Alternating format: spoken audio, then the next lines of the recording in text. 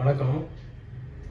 Psoriasis அப்படின்னு சொல்லக்கூடிய விஷயம் மட்டும் இல்லை, சில பேர் பார்த்தீங்கன்னா இந்த ரசாயனங்கள் சம்மந்தப்பட்ட டை தலைக்கு அடித்து அதனால் ஒவ்வாமை ஏற்பட்டு பார்த்தீங்கன்னா தலையிலலாம் ஒரே அரிப்பு, முடியெல்லாம் கொட்டி போய் காது, நெத்தி, புருவம் இங்கெல்லாம் கூட கருப்பாக ஒரு அலர்ஜி மாதிரி ஆகி, அதாவது அலர்ஜின்னா அப்படின்னா நம்ம பிக்மெண்ட்டே பாதித்து ஒரு நிரந்தர கருப்பு கூட விழுந்து ரொம்ப ஒரு விகாரமான ஒரு சூழ்நிலைக்கெல்லாம் வந்துடுவாங்க.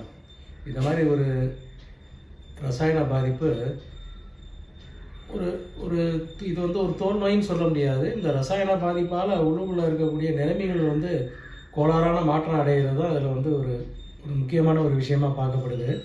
சில பேர் பார்த்திங்கன்னா இதில் ரொம்ப கஷ்டப்படுறவங்களாம் இருக்கிறாங்க. இதுவே ஒரு நிரந்தரமாக ஒரு ஒரு அசிங்கமாக ஒரு தோற்றத்துக்கு கூட அவங்க ஆளாயிடுறாங்க. அதனால் இந்த மாதிரி ஒரு விஷயத்துக்கு அதே மாதிரி தீவிரமான ஒரு சோரியாசிஸ்லேயும் ஒரு மேற்பூச்சு, ஒரு தைலத்தை பற்றி, ஒரு அனுபவ முறையை பற்றி இப்போ பார்ப்போம். சீந்தில் இது எல்லாருக்கும் தெரிஞ்சது தான். சீந்தில் உங்களுக்கு பார்த்தீங்கன்னா சீந்திலே ஒரு ஒரு 3 வெரைட்டி நம்ம நாட்டில் உண்டு. இதில் பார்த்தீங்கன்னா இந்த டைனோஸ்போரா கார்டிஃபோலியா அப்படின்னு சொல்லக்கூடிய இந்த சாதாரண சீந்தில் தான் இப்போ நான் உங்களுக்கு சொல்ல போகிறேன். இந்த சீந்தில் பார்த்தீங்கன்னா இது மேனிஸ்பெர்மாசியே அப்படின்ற இனத்தை சேர்ந்தது. இதில் கிறிஸ்பான ஒரு வெரைட்டி இருக்குது. நிறையா இதுக்கெல்லாம் இதில் நிறைய பிரிவுகள்லாம் இருக்குது. நீங்கள் காமனாக பயன்படக்கூடிய இந்த சீந்திலை மட்டும் நீங்கள் எப்படி உபயோகப்படுத்திக்கலாம் அனுபவத்தில் அப்படின்னு பார்ப்போம். ஏன்னா சீந்தில் எல்லா இடங்கள்லையும் நகரமாகட்டும், கிராமமாகட்டும் ரொம்ப சர்ப்ளஸாக கிடைக்கக்கூடிய ஒரு ஒரு தாவரம். அது சாதாரணமாக சீந்தில் கொடி அப்படின்னு கேட்டாலே உங்களுக்கு இதை ஈஸியாக சேகரிக்கலாம். இந்த சீந்தில் கொடி பார்த்தீங்கன்னா இலையை விட இளம் தண்டில் தான் இதோடைய மருந்து தன்மைகள், இதோடைய சத்துகள் அதிகம். ரொம்ப முத்தின தண்டிலலாம் சாறு எடுக்கிறது ரொம்ப கஷ்டம். முத்தின தண்டில் சாறு எடுக்கிறது ரொம்ப நுரையாக வரும். அதில் பார்த்தீங்கன்னா சில ஸ்டார்ச் எல்லாம் இருக்கிறதுனால அது உங்களுக்கு சாராக கிடைக்கிறது ரொம்ப கஷ்டம். அதனால் இளம் தண்டாக இருந்ததுன்னா நீங்கள் சாறு எடுத்துக்கலாம், இலையை நீங்கள் உபயோகப்படுத்திக்கலாம். இதை நீங்கள் தண்ணி சேர்க்காமல் மிக்சியில் வச்சு நல்லா குழப்பாக நல்லா அரைச்சிடணும். அதுக்கப்புறம் தேவையான அளவுக்கு தண்ணீர் விட்டு திருப்பியும் ஒரு தடவை நல்லா அரைச்சி புளியணும். அதான் முக்கியம். அதாவது எப்படியாவது இதை நல்லா ஸ்ட்ரென்த்தாக சாறு வர மாதிரி நீங்கள் தண்ணியை குறைவாக பயன்படுத்தி எடுத்துக்கணும். எந்த அளவுக்கு தண்ணி சேர்க்குறீங்க அப்படின்றத நீங்கள் கவனிச்சிக்கோங்க. தண்ணி அதிகமாக விட்டுறாதீங்க. ஒரு 1/4 லிட்டர் தண்ணிக்குள்ளேயே இதை அரைச்சி எடுத்துடணும். எடுத்து சாறு ஒரு 1/2 லிட்டர் வர மாதிரி எடுத்துக்கோங்க. மொத்தம் ஒரு 1/2 லிட்டரு 1/4 லிட்டர் தண்ணி போனாலும் ஒரு 1/4 லிட்டர் மருந்து சத்து இருக்கிற மாதிரி பார்த்துங்க, மூலிகை சத்து இருக்கிற மாதிரி பார்த்துங்க. இதுக்கு பார்த்தீங்கன்னா 2 மடங்கு தேங்காய் எண்ணெய் கலந்துங்க. நீங்கள் அதாவது தேங்காய் எண்ணெய் கொஞ்சம் தாராளமாக கலந்துக்கலாம். ஒரு 2 மடங்கு தேங்காய் எண்ணெய் கலந்துக்கிட்டு, உதாரணத்துக்கு 1 லிட்டரு தேங்காய் எண்ணெய் அப்படின்னா 1/2 லிட்டர் இந்த மருந்து சத்துவத்தை இதோட கலந்துக்க வேண்டியது.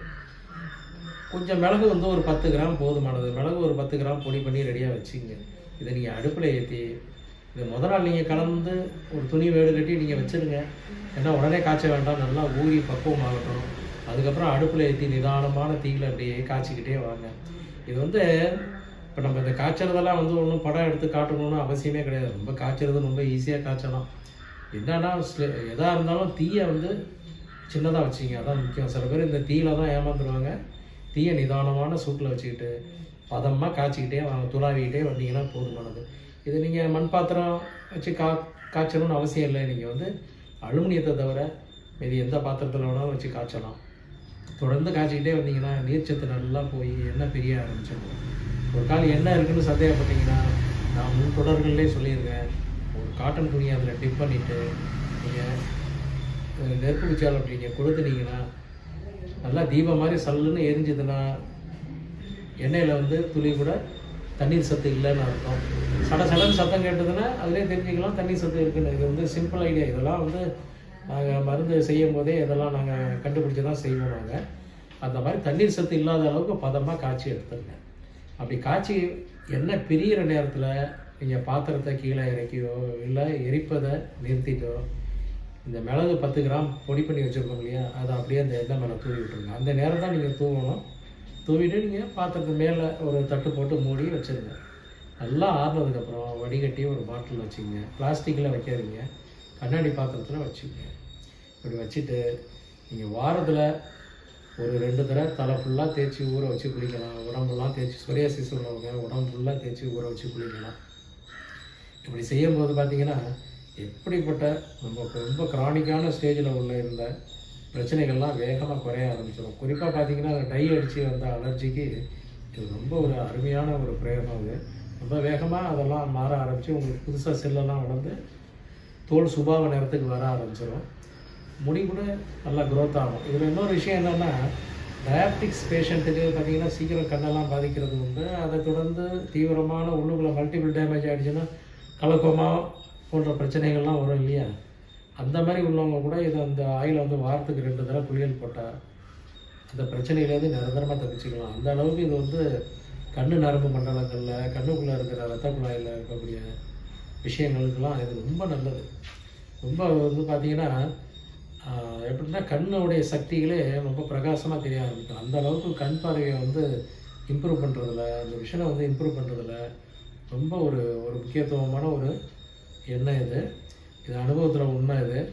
இது வந்து நீங்கள் சொரியாசிஸில் பார்த்தீங்கன்னா இதை நீங்கள் வாரத்தில் ஒரு 2 தடவை தான் தேய்ச்சி குளிக்கணும் அப்படின்றது இல்லை. சொரியாசிஸ் உள்ளவங்க மட்டும் தொடர்ந்து நேரம் கிடைக்கும் போது உடம்பெல்லாம் தடவிட்டு கொஞ்சம் நேரம் ஊற வச்சுட்டு கூட ஒரு பழைய துணியால் துடைச்சி எடுத்துக்கலாம். ஏன்னா தேங்காய் எண்ணெய் தானே, அதனால் வேகமாக அந்த ட்ரைனஸ்லாம் குறைய ஆரம்பிச்சிடும்.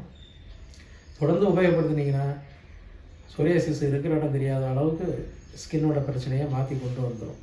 என்னதான் இருந்தாலும் மேல் பூச்சி மருந்துகளில் பிரதானமாக அதிகப்படியாக வேலை செய்யக்கூடிய எண்ணெய்ன்றது இது அனுபவத்தில் பார்க்கப்படுது.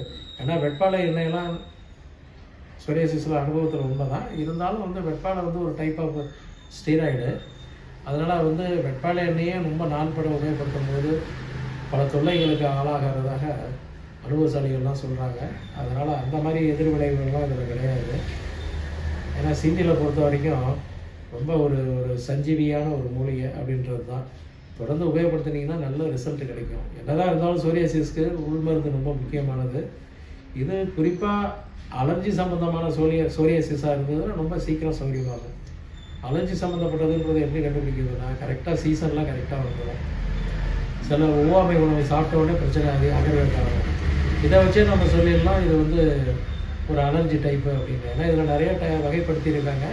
அலர்ஜி டைப்புக்கு அந்த சொரியாசிஸ்க்கு இது பெஸ்ட்டு ஆயில். அது மட்டும் இல்லாமல் வெவ்வேறு பிரச்சனை உள்ள சொரியாசிஸு நிலையிலையும் இது நல்லா பயன்படும்.